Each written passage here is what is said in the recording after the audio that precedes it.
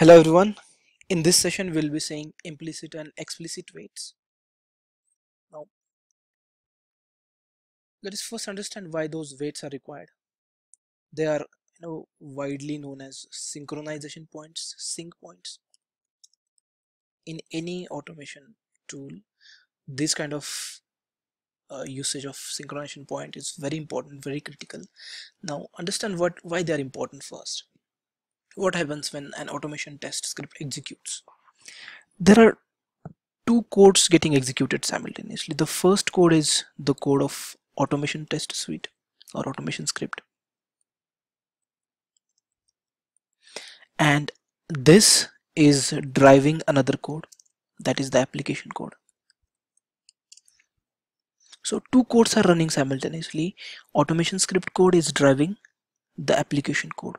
Now those two codes might be written in different languages. You might use Selenium to execute a web application that is at the back end developed in .NET. So there are two different codes getting executed, and we want to match the execution time of two codes. When automation script run a first line saying open www.google.com and the second line is click on this button, then to execute these two lines for an automation script, it might take just like a fraction of a second. But for an application to get launched and then to be in a position that whatever button we are clicking and the second step, that button should be present and it should be in a clickable state, then only that click will happen, otherwise there will be error. So the important point here to understand, match the speed of the execution of automation script with the execution speed of your application. As simple as that. Now application execution speed purely depend on a lot of things, the system on which it is getting executed, the server on which it is hosted, what is the amount of traffic on the server, what are the different processes that get run during the execution of application, how is the database connectivity. There are so many factors on which the speed of the execution of application is dependent, and that is why it is very important for us to make sure that whatever automation scripts we create should be properly synchronized with the application speed. Otherwise, this is the biggest challenge any automation script faces, that many a times we get false failures because even if there are objects, application has those objects present, but many a times automation script says that didn't find this object, unable to click on this, or this particular button not found, something like that, and it fails. But those are false failures because actually when we go and see, those objects elements are already there. And good thing is Selenium take care of synchronization in a lot of cases automatically, like driver dot get whatever website we want to launch. It waits till the web page is loaded and all the components of the page are loaded. So we do not need to do anything at the very first place when we launch a site or navigate to a site. So both driver.get and driver.navigate has that default synchronization time added. Now after that we saw something like thread.sleep also, and what it does is whatever time we specify, and it of course requires throws declaration to be added. What it does, it is a static wait. Whenever this particular line this particular line gets executed, it will wait for 1 second. It will pause the execution for 1 second, and whatever number of seconds we add. This is not recommended to use it always, because whenever it hits a sleep point, it will just sleep for those many seconds. Like these are milliseconds, so 5000 milliseconds means 5 seconds it will just sleep. So it might slow down the total execution process if we are using a lot of three dot sleeps, but for just for like breathing time for 1 or 2 seconds at few places, it is fine to use three dot sleep, but it's again not recommended. And this is also something we saw in the previous sessions. Now Selenium provides two type of dynamic weights, I can say, but out of them one is also not that much dynamic, but it is implicit weight.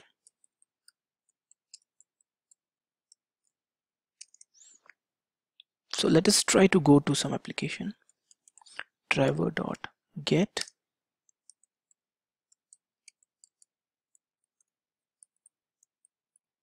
facebook.com.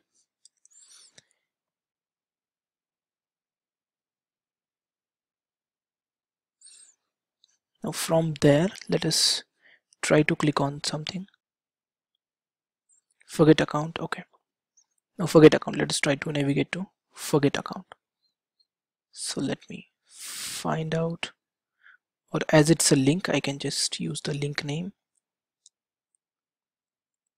So let us click on the link, driver dot find element by link text, and this is the link text dot click. It will click on the link. Now once the navigation happens, in this case, now once the navigation happens on the next page, I want to click on this search button.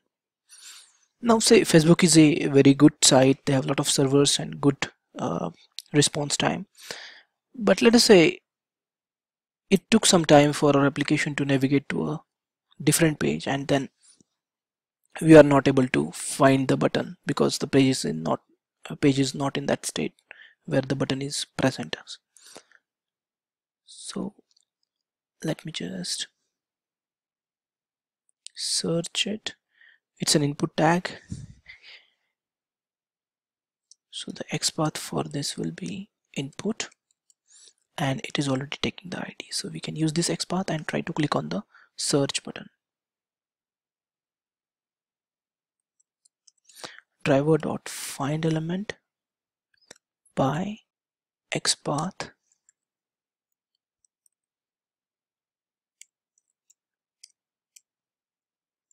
dot click.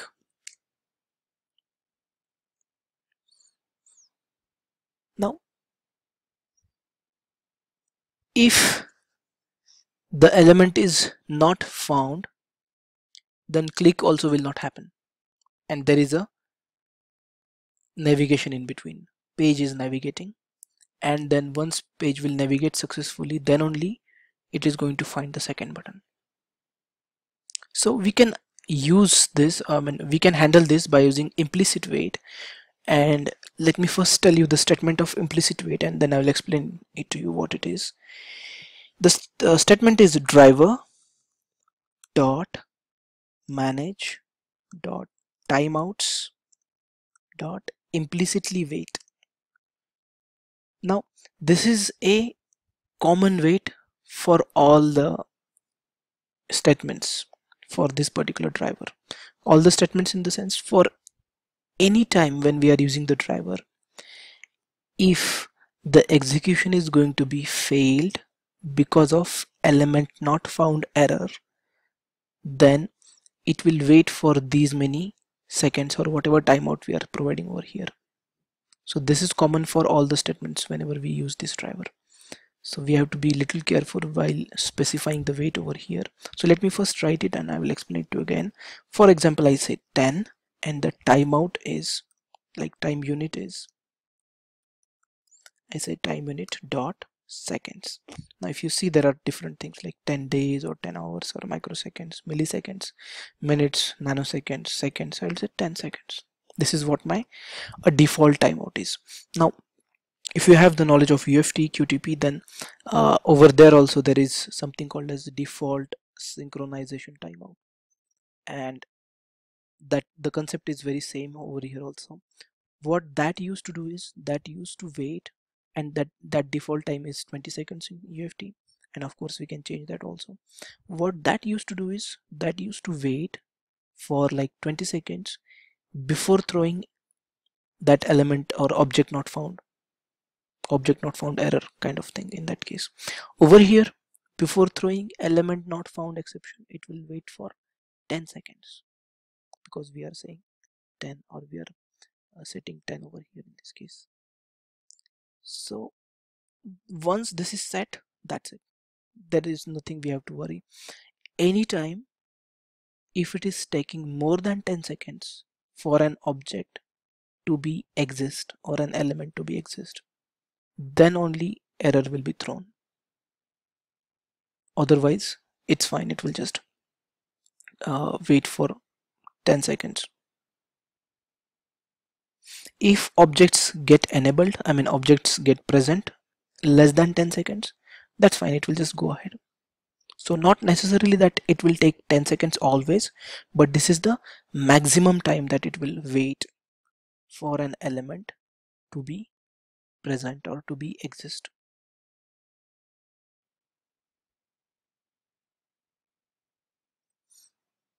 Now this implicit wait is also something, it will make driver wait this much amount of time every time before throwing the element not found exception. And this is also generic. In the explicit wait, we can provide the condition like wait property in UFT QTP. We can provide a condition and we can make driver wait till the condition is true. So let us take the same example again for UFT. For example, I want to check whether the forgot account link is clickable or not clickable, and if it is clickable, then only I want to click. So to do that, first we will have to create one WebDriver wait object. So to create WebDriver wait object, WebDriver wait equals to new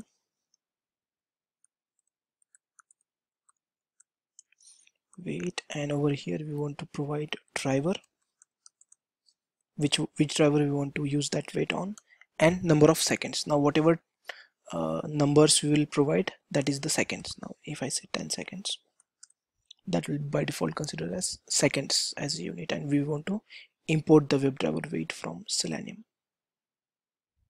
What happens now? This wait object, the way we create any other object from any other class, we are using the class of WebDriver wait to create the wait object.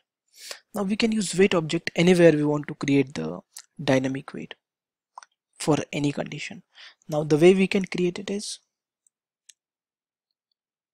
wait, and in this case if you want to use, first check wait dot until expected condition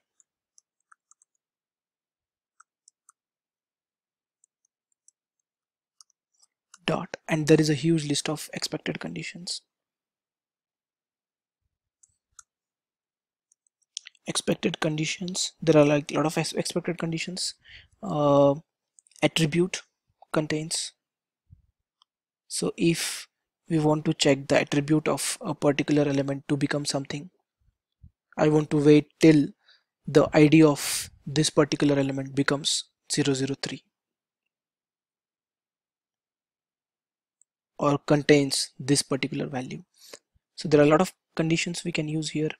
We can check for attributes, we can check for the state of the element, whether it is selected, not selected, element to be clickable, which is very useful, we will use it a lot of times. So element to be clickable, and if you observe, there are two overloads available with the locator and with the web element itself. So we can use anything, we can provide the locator over there directly like by XPath or by ID, or we have, if we have already created the web element, we can use that directly also. Element to be selected, available or not available,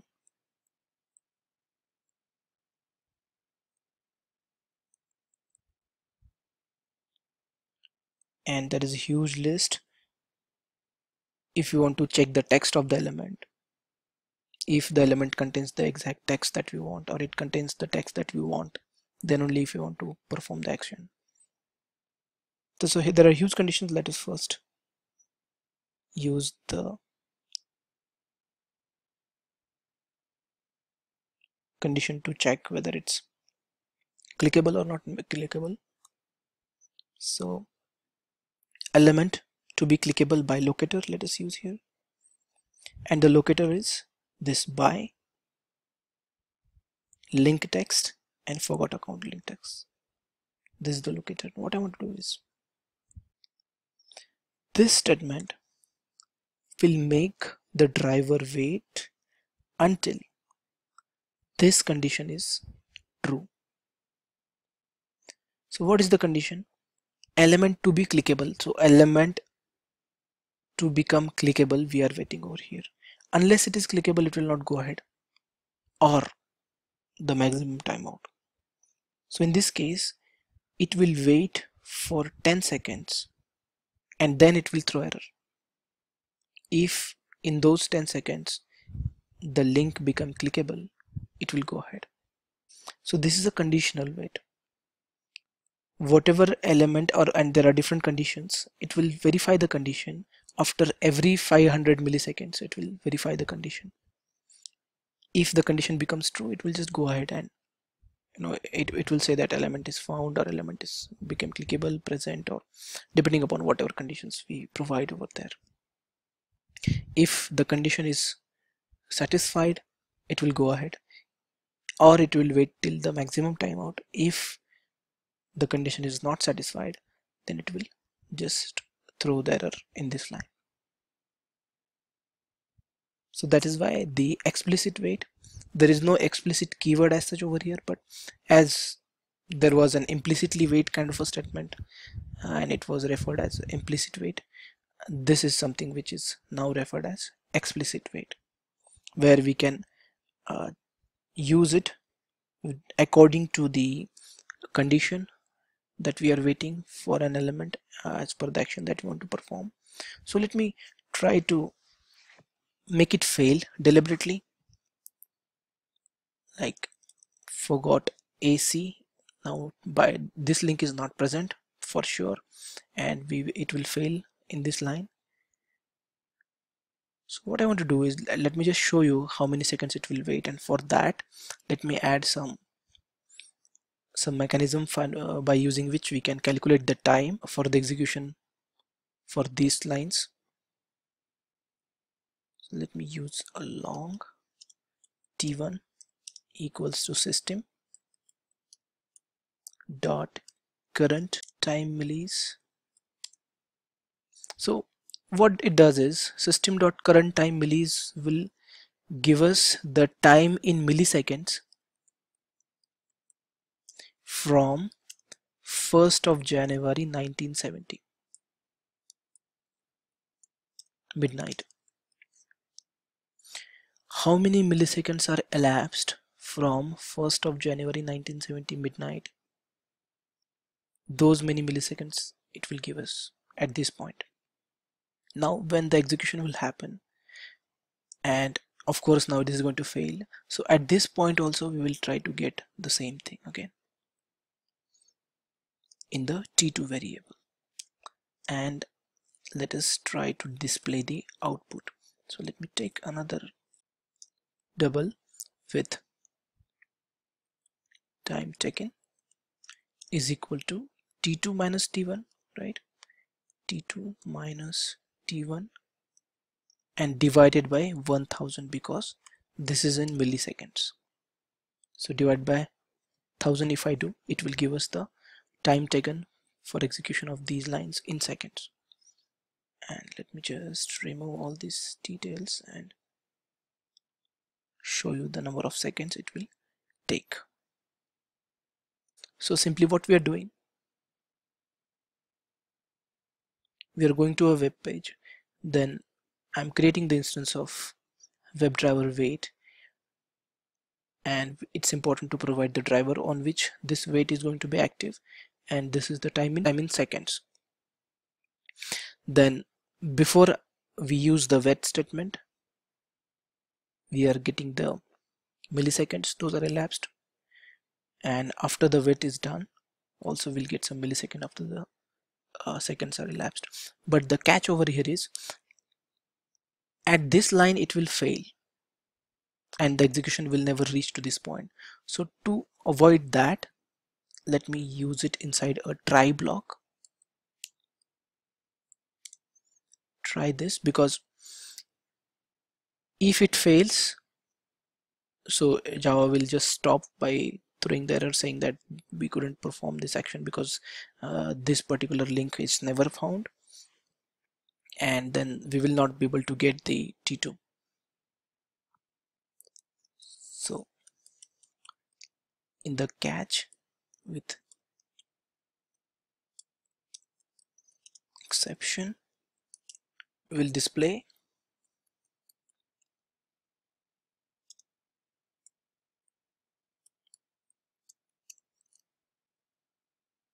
not clickable. Let us try to execute it and see how much time does it take before it fails this particular line. As you can see, it is still waiting, it's not failing it. If we use it without the wait statement, then it will not take even a fraction of a second to fail the statement. But right now it waited for 10 seconds. As you can see here, the difference is 10 seconds. It waited for exactly 10 seconds, and then only it threw the error. And there are different conditions we can use as expected condition. We can check for attributes, we can check whether the element is selected, check for frames, invisibility of element located.